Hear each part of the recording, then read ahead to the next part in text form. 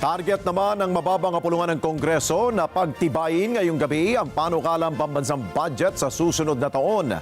Tiniyak naman ng liderato ng Kamara na hindi maapektuhan ang deliberasyon ng budget sa plenaryo dahil pa rin yan sa patuloy na hindi pagtalo ni Vice President Sara Duterte. Eden Santos sa balita. Ipapasa ngayong gabi ng liderato ng House of Representatives ang 2025 National Budget Bill.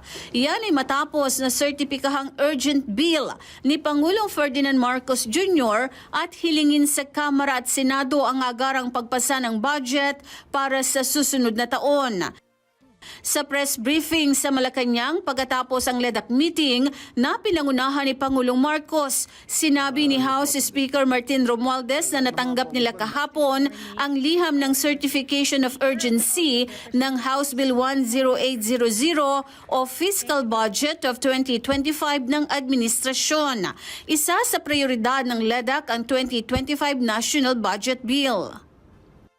Mamayang gabi po, maipapasa natin po yan on third and final reading and ready for transmission in short order to the Senate. Kaya itong pinaka-importanting batas na hinaharap natin po sa Kongreso at tas yung kumpiyansa ko na ito ay maitatapos natin itong gabi dahil sa pagka-certify ng Malacanang urgent po itong batas na ito po. Kaya that will be done.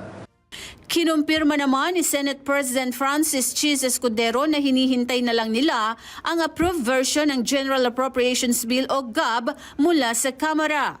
Anya, halos sabay lang ang Senado at Kamara na nagsimula ng pagdinig sa budget ng iba't ibang departamento para sa kanilang GAA sa susunod na taon.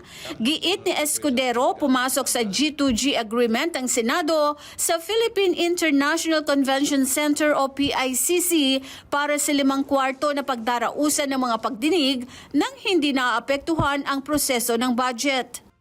At inaantabayan na namin ang pagbigay sa amin ng approved version o tinatawag nating GAB o General Appropriations Bill galing sa Kamara upang magsimula na ang talakayan kaugnay ng 2025 budget sa plenaryo ng Senado. Sa ngayon, on schedule ang mga pagdinig sa komite ng Senado. Binigyang diin ni PBBM ang kahalagahan ng agarang pagsasabatas ng pambansang budget. Sa liham ay sinabi ng Pangulo na ito ay upang matiyak ang tuloy-tuloy na operasyon ng mga kritikal na tungkulin ng pamahalaan. Ginagarantiyahan ang paglalaan ng mga mapagkukunan ng pondo para sa mahalagang hakbangin at bigyang daan ang pamahalaan ng maayos na tumugon sa mga hamon.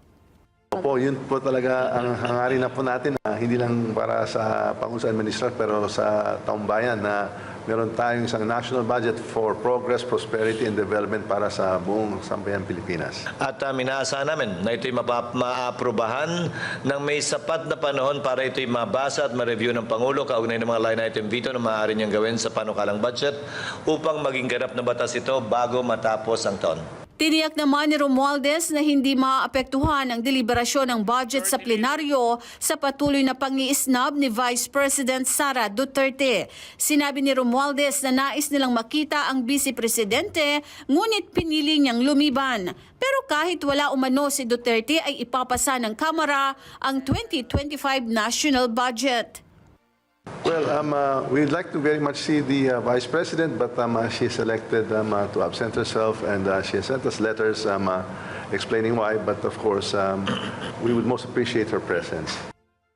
Sa panawagan naman ng ilang kongresista na mag-resign si Duterte dahil sa hindi pagsipot sa budget hearings. Ito ang sagot ni Romualdez.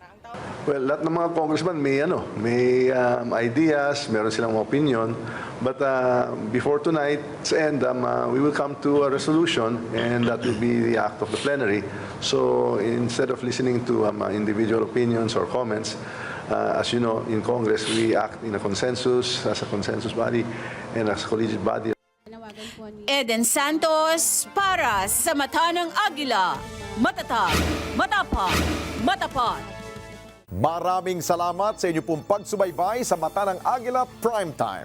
Para malaman ang matatag, matapang at matapat na mga balita, i-follow lamang at mag-subscribe sa @Net25 TV.